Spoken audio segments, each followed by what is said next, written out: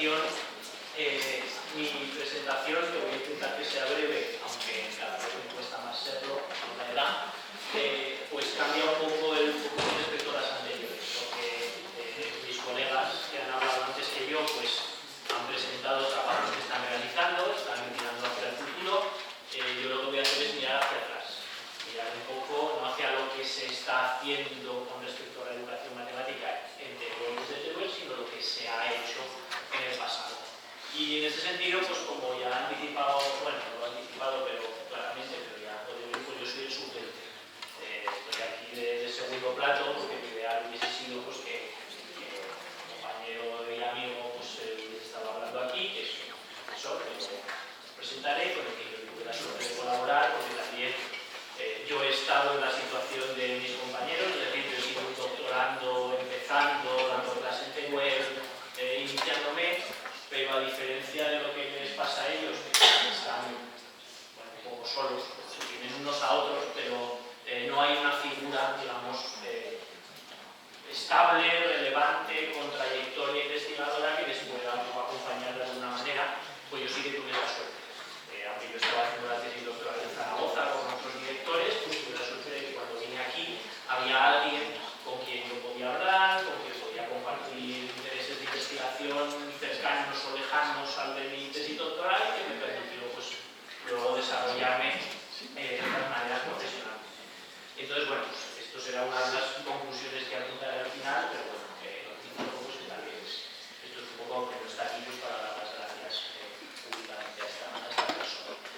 Bueno, este es el índice. No importa mucho lo que voy a contar en cada uno de esos puntos. En realidad, pues, cuando estaba preparando la presentación, me movía un poco en una tensión entre contar algo que les pueda valer a doctorandos en fase inicial, contar algo que os pueda valer a vosotras como futuras maestras, compaginar eso con el homenaje a una figura, y al final me ha dado la sensación de que todo es un pretexto para poner algunas consideraciones finales que son casi creencias personales, pero que creo que se irán sugiriendo un poco durante la presentación, o al menos espero que esas últimas consideraciones sean solamente poner negro sobre blanco algunas ideas que voy a sugerir sobre la marcha. Como decía, voy a mirar al pasado en Teruel en concreto. Hay una expresión en inglés que no recuerdo muy bien de dónde está sacada, que es dig where you stand, es decir, que tienes que cavar donde estás. Entonces, para profundizar, pues te pones en un sitio y vas hacia abajo donde estás. Entonces, estamos un poco en Teruel, yo voy a profundizar poco porque en media hora pues, no me da para hablar de mucho, pero bueno, miraremos al pasado. Yo me voy a tratar de educación matemática. Ya se estaba hablando aquí de distintas líneas de investigación vinculadas a la educación matemática. Uno podría plantearse pues, cuándo empieza esto de la educación matemática o cuándo empiezan las matemáticas, pues no sé si alguna o alguno de vosotros habrá leído algunas cosas. Las matemáticas en realidad, pensadas en sentido amplio, pues son tan antiguas como el ser humano. Porque si pensáis que las matemáticas son las tablas de multiplicar y teorema de Pitágoras, pues no.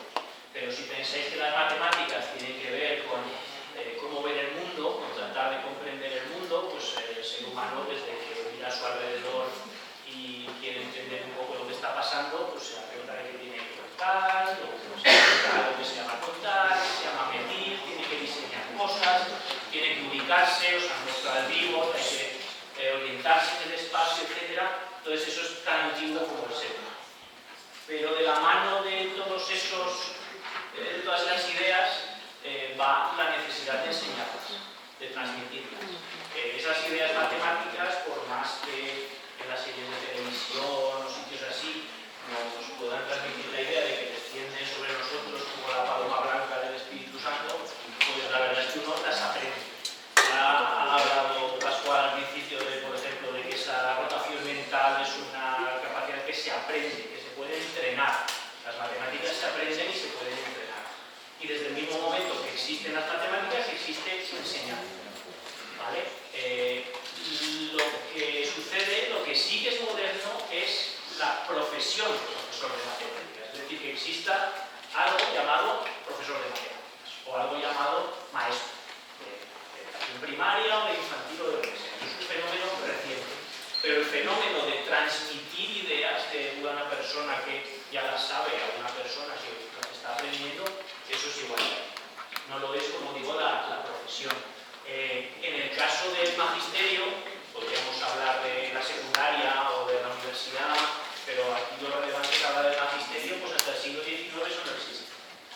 siglo XIX no hay en España y en el resto de Europa casi instituciones oficiales de formación de profesorado. Si lo queréis llamar de esa manera, no existen facultades de magisterio, no existen. En España se crean en el primer tercio del siglo XIX. Y aquí en Teruel, en 1841 y en 1855. La de maestros y la de maestras. Por curiosidad, por si no os lo habéis planteado, pues al principio las mujeres no podían ser maestras, solamente podían ser maestros los hombres. Y después las mujeres eran maestras para niñas, solamente, no para niños. Entonces, bueno, pues eso os puede servir para reflexionar un poco, que muchas de vosotras pues, no estaréis aquí.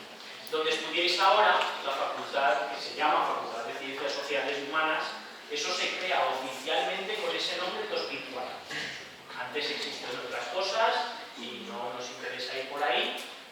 Tenéis ese libro que os he puesto por si alguna despistada o algún despistado que le interesan estas cosas, pues ahí hay un libro bastante interesante sobre las escuelas normales de Teruel, de Pilar Agos Olivares y de Rosa Domínguez Cabrejas y otros dos autores por ahí. Entonces, bueno, es un libro interesante sobre la evolución y, como veis, empieza en 1841 y acaba en 2004, no porque desde 2004 no haya formación de doctorado en Teruel, sino porque en 2004 se crea lo que es y ahí pues, otras dinámicas.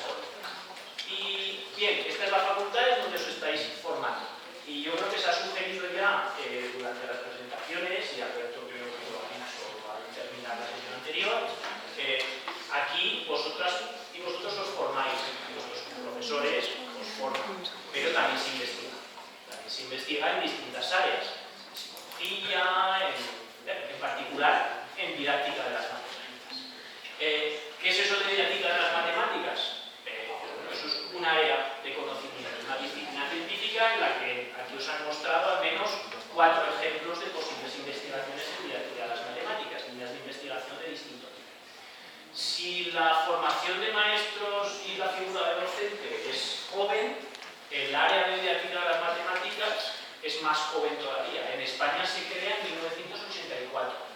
Vosotros no, yo ya tenía 3 años cuando se crea, es decir, es solamente un poco más vieja que yo el área a la que me dedico, solo un poquito más. Y de hecho, eso se refleja en que hasta los años 90 del siglo XX, pues no empieza a despegar en España las tesis doctorales. Aquí hay 3 en marcha. Os han mostrado 3 tesis doctorales. Entre el año 1976 y 1980, en toda España se defendieron 3 tesis doctorales en didáctica de las matemáticas.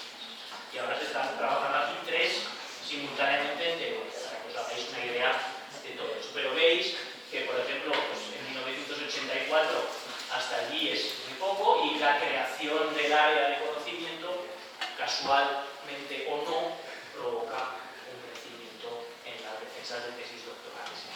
Y bueno, en la Universidad de Zaragoza, en todo ese periodo de 1976 a 1998 solamente se defiende una tesis doctoral que tenga que ver con la enseñanza de las matemáticas. Es en 1987 y de hecho es de historia. Es de historia de la enseñanza de las matemáticas en el siglo XVIII. Víctor Arenzana es doctorando y es 1987. Pero en todo este periodo no hay más en la Universidad de Zaragoza, lo que no quiere decir que vinculada a la Universidad de Zaragoza no se trabajara no se llevaran a cabo trabajos de tesis doctoral. Lo que pasa es que se defienden en otras universidades. Afortunadamente ahora se pueden defender tesis de didáctica de las matemáticas en la Universidad de Zaragoza, no siempre ha sido el caso en el pasado reciente. La primera o la segunda, porque pues ya sabemos que la realidad se puede retorcer como uno quiera para que se ajuste a lo que uno quiere decir, pero bueno, la primera o la segunda, una de las primeras, fue justamente defendida por un profesor de aquí de Teruel, que daba clase en Teruel, en el Instituto de Secundaria, que fue Vicente Meavilla, que comentaba al principio, y que después de defender esa tesis, pues fue profesor no solo de la Facultad de Ciencias Sociales y Humanas de Teruel, porque luego cuando no tenía ese nombre, sino también en la Politécnica, etcétera, pero estaba muy vinculado a este campo. Y pues su labor es ahí, dudé entre poner intensa o intensa, con una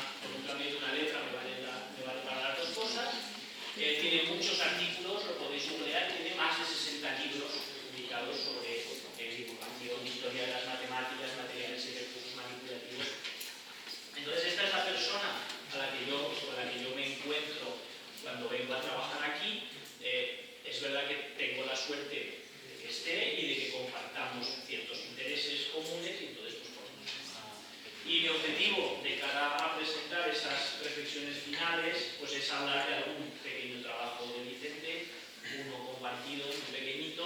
Al revisar, al comentarlo muy brevemente, pues igual puedo ir dejando algunas semillas que igual os interesan o igual no, pero yo las siembro y ya veremos si germinan o no germinan.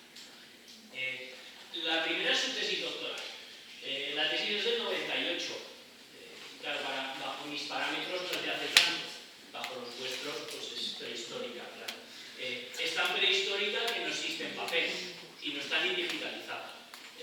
Solamente existe eso, que igual no habéis visto nunca en la vida una microficha.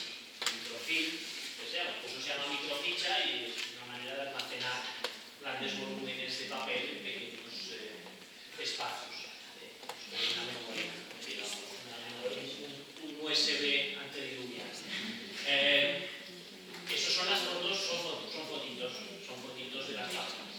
Ahí están las 200 páginas, 200 y para poderlas leer, porque si no hay manera de leerla, pues uno tiene que buscarse la vida. Y esa foto la hice yo cuando estaba leyéndola para venir ahora aquí. Entonces me tuve que ir a una biblioteca en la que tuvieran un aparatejo de esos, que es lo más moderno que existe para leer eso, porque existen otros tamaño televisor, etc. Pues uno tiene que hacer ese tipo de cosas. Bueno, pues este es el problema de la modernidad, que cuanto más avanzamos en este tipo de cuestiones, más dependemos del hardware y del software para poder ver estas cosas. Si yo hubiese tenido la tesis en papel, solamente con mis ojos ya la leo y con mi cerebro la entiendo. De esta manera necesito intermediarios de distintos tipos. Entonces, bueno, pues, esta tesis, como digo, se defendió en el 98 y fue una tesis muy temprana dentro de la Universidad de Zaragoza, de aquí de las matemáticas. La dirigió, a vosotros no os dice nada ese nombre, Josep María Fortuny, pero es un nombre importante en la didáctica de las matemáticas en España. Y ese es el título. El título, como los títulos de las tesis, como estaba grabando y cuando prestaba mucha atención, no sé si mis compañeros han llegado a decir el título de sus tesis doctorales en marcha. Yo creo que no. Las tesis doctorales siempre suenan raro. Siempre tienen unos nombres como muy rimbombantes porque hay que demostrar que uno está haciendo un trabajo importantísimo para la ciencia. La de Vicente se tituló Algunas contribuciones al estudio de la influencia de las interacciones verbales sobre el proceso de enseñanza-aprendizaje del álgebra mental. Esa es la tesis, ese es el título de tesis. Cualquier tesis que cojáis, hay bases de datos en internet, si queréis buscarlo, uno puede ver tesis doctorales y todos tienen 2 líneas, 3 líneas, siempre hay muchas cosas en los títulos. Luego uno las lee y pues,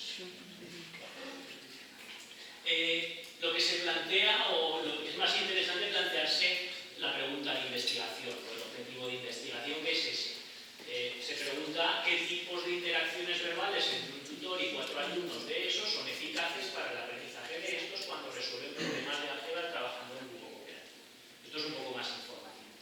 Y aunque, bueno, ya se ha dicho también antes, creo que ha sido Pablo en su intervención, que bueno, pues estos temas de los que se ha hablado a lo mejor no son contenidos de los que vosotros trabajáis, pero podéis quedaros con ideas, etc. Y efectivamente, bueno, pues aquí lo que es relevante y puede ser relevante con independencia de donde uno esté trabajando es eso. Interacciones verbales, eficaces para el aprendizaje, trabajando en grupo cooperativo. Que sea de la ESO o sea de primaria, eso es circunstancial. Complemento circunstancial. Si son problemas de álgebra o de aritmética o problemas aritméticos verbales, como hablaba ya al principio, pues es circunstancial. Lo que importa es que la tesis va de interacciones verbales que sean eficaces en un contexto de grupo. Se me ha ido Pascual, porque iba a hacer un guiño diciéndole que bueno, aquí también hay un tutor, pero el tutor es de verdad. Es un ser humano, no es un programa, y cuando los alumnos trabajan juntos, pues no trabajan juntos mediatizados a través de un ordenador, sino que trabajan juntos de verdad. Están sentados en la misma mesa. Ese era el esquema en el que tal cual está en la tesis de los diseños experimentales, vamos a decir. Y efectivamente pues eran cuatro estudiantes, con una grabadora, un tutor que se especifica claramente en la tesis que el tutor solamente es el intermediario entre el contenido y la actividad, es decir, no es un profesor al uso y nada por el estilo, simplemente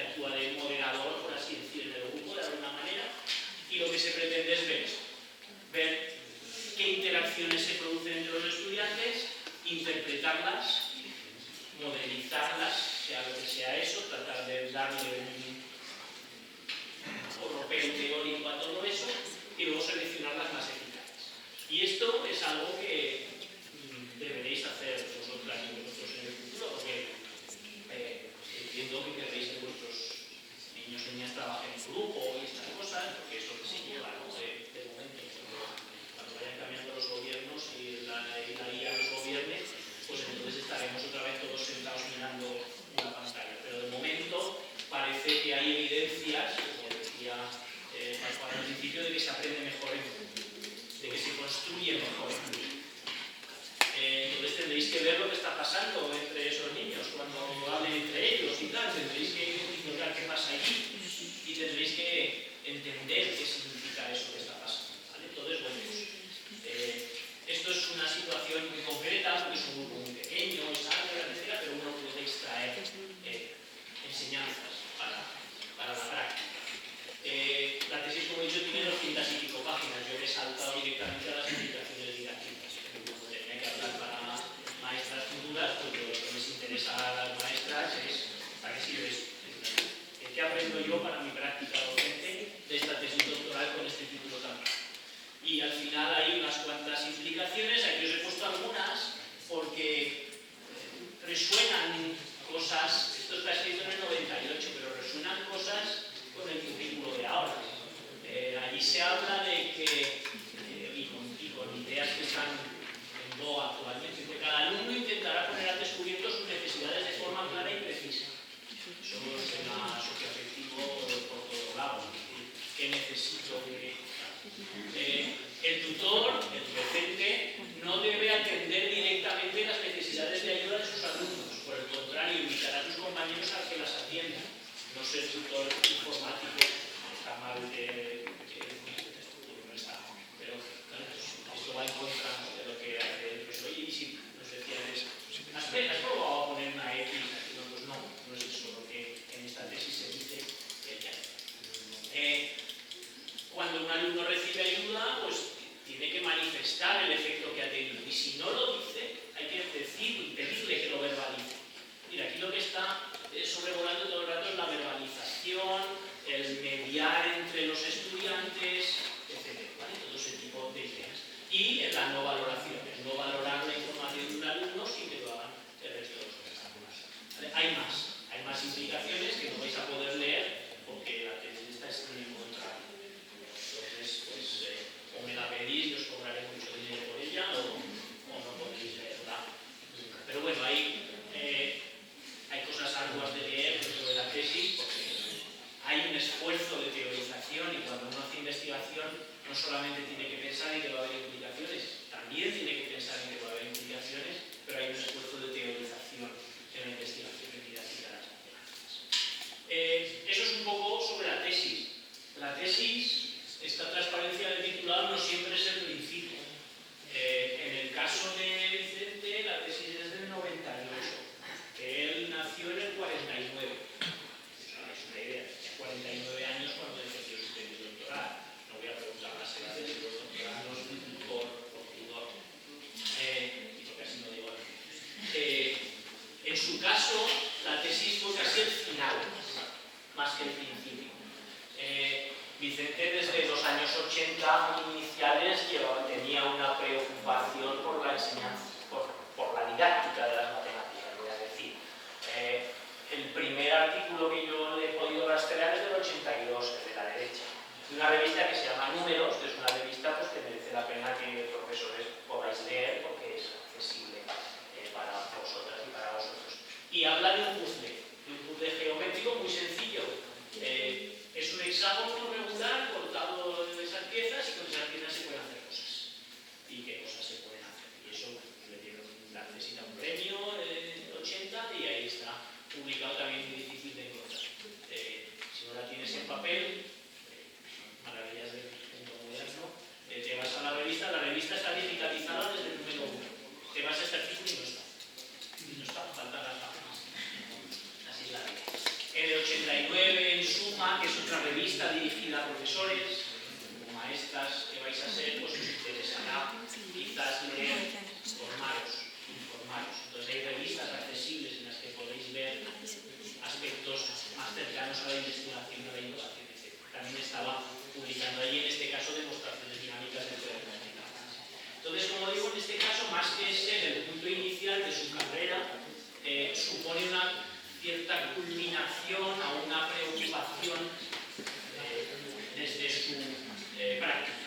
Era profesor de secundaria, de primaria, pero la práctica docente, el estar efectivamente en el aula, pues genera una cierta preocupación y un deseo progresivo quizá pues, de tener más formación y de mejorar progresivamente. Entonces, aunque os podéis plantear que la tesis puede ser el principio de una carrera investigadora y docente en la universidad, en el caso de docentes en ejercicio, como la mayoría de otros vais a ser, puede ser algo que surja durante el proceso o al final del proceso. No solamente investigación, también hay divulgación o popularización o como lo queramos llamar. Esto se ve antiguo porque es antiguo. Se titula Viaje gráfico por el mundo de las matemáticas, son 3 tomos, también difíciles de encontrar. El 84, el 85 y el 91. Estuvieron colgados online en una página que se llamaba Divulgamat, que ya no existe, esa página ya no existe. Pero no sé si conocéis el Wayback Machine de internet, que podéis buscar páginas antiguas, pues ahí se puede encontrar.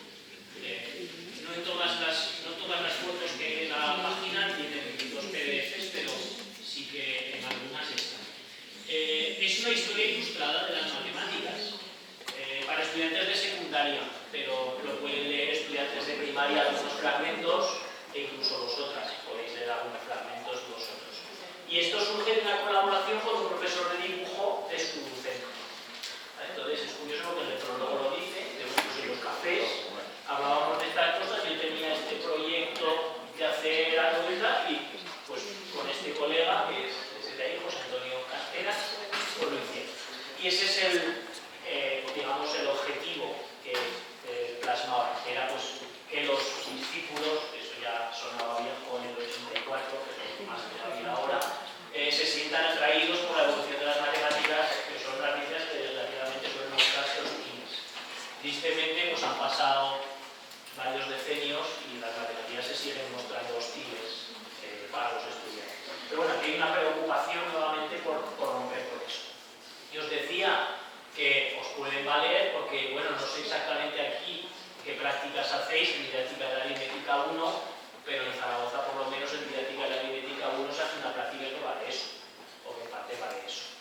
Entonces aquí cierto material también hay puesto en didáctica de la aritmética 1, no sé, Ana María, si os puede ilustrar sobre si hacéis la práctica esta de sistemas de numeración. No la hice yo en su momento, pero sí la hicieron porque está subida en el grupo. Sí, lo hicimos yo. Pues ahí tenéis, por ejemplo, si en algún momento os planteáis trabajar estas cosas en primaria, estos son textos que se pueden leer. Se pueden leer y se pueden dar, son informativos, etc. Son antiguos, ahí están. Y un tercer elemento que quería comentar, y como el trabajo de Vicente, pues es una colaboración con él. Como digo, pues cuando yo vine aquí en el 2008 a trabajar, pues estaba empezando yo la tesis la acabé en el 12, para que os hagáis una idea de los 3-4 años, la tesis la defendí en el 12. Mientras estuve aquí, pues yo trabajaba en mi tesis, pero bueno, en otras cosas y también con él. Y bueno, pues este fue una de las primeras cosas que publicamos juntos, que tenemos muchísimas, pero algunas hay, y yo creo que mi carrera posterior, de hecho, pues se ha ido por derroteros, probablemente por su culpa voy a decir, que es este, que además también está publicado en la revista en la que Vicente publicó su primer trabajo publicado que conozca, que es Números. Y lo titulamos así: Ejemplos de visualización y uso de materiales manipulativos en textos matemáticos antiguos. Y os he dicho pues, que Vicente trabajó sobre todo en la historia de las matemáticas y en materiales manipulativos. Aquí hay materiales manipulativos e historia de las matemáticas. Es un artículo que no tiene pretensiones, por eso está publicado o no está publicado, y por eso mismo se puede leer. Hay artículos muy sesudos que no se pueden leer, o que son difíciles de leer. Yo creo que este se puede leer, tiene un leitmotiv sencillo. El leitmotiv es que, bueno, pues Vygotsky, que os sonará, hay cifras del 2009, pero digo, se murió en 1934, pero todavía se le sigue gritando y se sigue gritando. Entonces, bueno, pues esto está dicho textualmente por él, supuestamente, pues los niños resuelven tareas prácticas con la ayuda del lenguaje, de sus ojos y de sus manos. Una cosa que, vuelvo a decir, que suena muy moderna, pero este señor lo dijo antes de 1934, y no solamente este señor lo dijo antes de 1934, sino que desde el momento en el que uno se preocupa por enseñar matemáticas, sinceramente, pues se da cuenta de que los materiales ayudan, de que los materiales son útiles para aprender matemáticas. Y esto es tan antiguo, bueno, ahora pondré un ejemplo vinculado a esta idea. Bueno, quería haberlo puesto para preguntaroslo en alto, pero ya os han hecho participar bastante en la primera parte de Sigma D. Entonces, el problema de, con un perímetro fijo, es decir, si cogéis una cuerda cerrada, más, ¿cuál es el área más grande que podéis encerrar? Pues la figura más grande que podéis hacer con esa cuerda anular. Esa es una pregunta razonable, porque vosotros tengo unos cuantos metros de valla, como soy un avaricioso, quiero el campo más grande posible. Más que el vecino, por lo menos, pero si puede ser lo más grande posible, seguro. Entonces, eso es una pregunta matemática. Y la respuesta a eso es que es el círculo. Eso es intuitivo o no lo sabemos. Desde luego, demostrarlo con rigor no es fácil, se tardó mucho tiempo, pero eso se puede trabajar en primaria. ¿Cómo? Pues planteando tareas manipulativas que lleven a descubrir. Y esta idea, pues otra vez, esto es novedosísimo, ¿no? Pues hablamos de la innovación antes, esta idea, esto, pues, que tiene que ver quizá con didáctica de la geometría, ya lo veréis, pues Pedro, aquí igual se le queda de deberes hacer esta tarea o no, ya veremos. Bueno, pues esto tan rompedor, en 1562, pues ya había un señor por ahí proponiendo materiales para ver.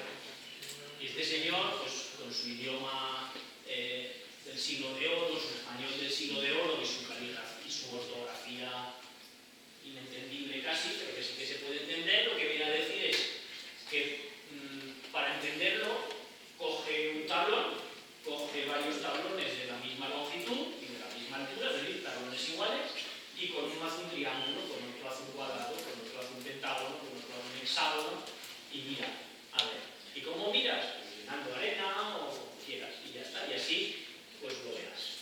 Y eso es lo que proponía este señor del siglo XVI, es decir, una actividad manipulativa y experimental para comprobar, que no demostrar, pero para intuir. Entonces, tú te puedes dar cuenta de que si haces una caja con cuatro lados, pues te cabrá cierta cantidad de arroz. Y si es de la misma altura, pero con 3 lados, como perímetro, te cabrá menos. Y si es con 5, te cabrá más. Y lo podrás ver. Y eso pues lo puedes hacer con madera y puedes comprobarlo y ese tipo de cosas. No vas a poner a los niños en primaria a ponerse mucho a cortar madera, pero con cuerdas sí, o con plásticos, o con recetas, o lo que sea, se puede hacer cosas. Pero no es nada nuevo. Entonces, no os penséis cuando lo hagáis en el TFG o donde sea que estáis inventando la rueda porque la rueda está inventada. Está todo inventado. Si os vais, si buceáis lo suficiente en la historia, os daréis cuenta de que está todo inventado. Hasta los tutores interactivos pues son una persona, pero en silicio, o sea, está inventado ya. Que alguien te diga, no me sale, y te respondan, pues prueba a poner una letra, pues eso ya lo hemos hecho todos cuando nos las particulares. Entonces, bueno, pues eso, está todo inventado. Y este tipo de tareas, pues desde luego son curriculares. Como ahí, pues si no los habéis estudiado para que los estudiéis, y además así ya los tendréis que estudiar cuando opositéis, competencias específicas del currículo de primaria, explorar conjeturas, identificar matemáticas en la vida cotidiana,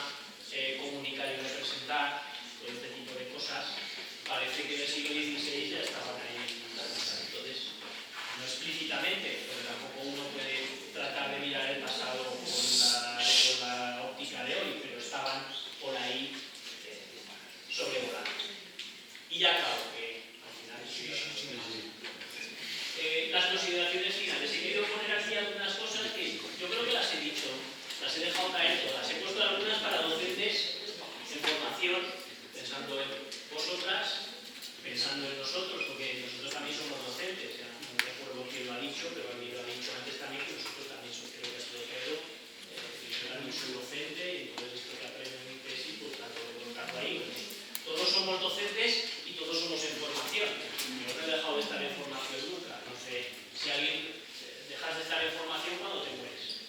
Cuando te mueres ya no aprendes más, pero hasta que te mueres estás aprendiendo. Para vosotras y vosotros, pues que como se mostraba un poco con la idea esta de Vicente, pues que ese puesto puede, no sé si debe, innovar e investigar desde la U. También lo ha sugerido Alberto en alguna intervención previa. No sabemos muy bien qué es eso de innovar e investigar, porque no me atrevería a dar una definición de lo que es innovación o de lo que es investigación, pero hay que hacerlo desde el aula. Luego, si esto se materializa de manera sistemática, quiero hacer una tesis, quiero hacer un máster, quiero tener un papelito que ponga que sé muchas cosas, eso es secundario.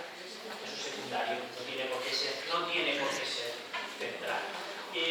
Y en cualquier caso, queráis convertirlo en algo sistemático o no, lo que está claro es que para ser docente necesitáis un conocimiento puesto allí didáctico especializado del contenido.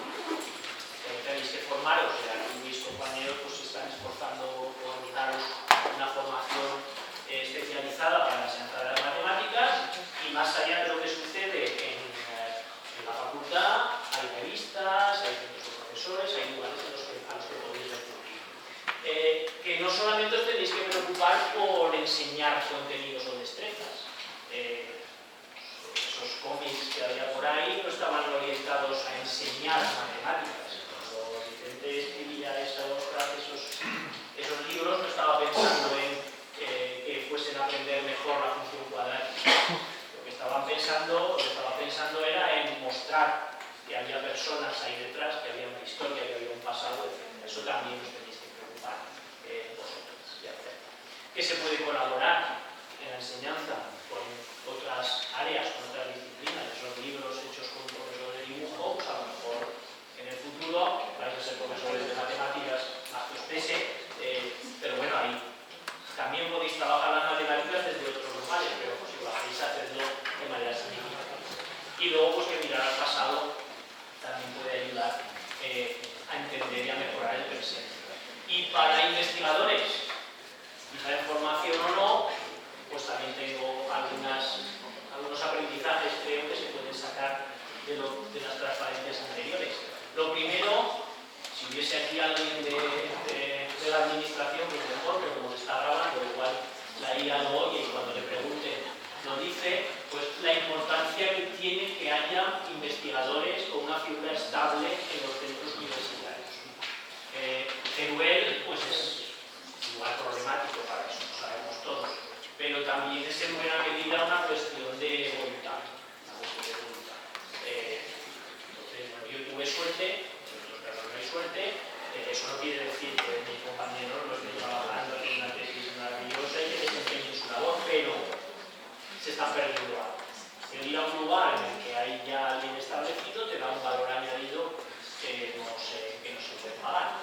Entonces, bueno, pues tiene que haber allí, si es que se da el caso, una disposición a colaborar por parte de los estables, que a lo mejor hay veces que es algo de lo que pecamos, los que ya tenemos una posición un poco más, no sé si es estable o senior, como lo queramos llamar, pues que te cuesta a lo mejor acercarte un poco a las personas que tienes. Y viceversa, cuando llegas a un lugar, pues tratar de establecer un poco de contacto. Si no hay personas, pues no se puede establecer, pero si las hay, ¿para qué investigamos? ¿Para qué investigamos? Para crear conocimiento. Vale, bien. Pero no solo para eso. Entonces, creo yo que desde la educación matemática, la investigación básica es muy importante, por supuesto, no puede existir otra investigación aplicada sin una investigación básica, pero vamos, un investigador en educación matemática, en dirección de las matemáticas, tiene que tener la vista puesta en la enseñanza. Siempre. Entonces, si algún día os planteáis investigar,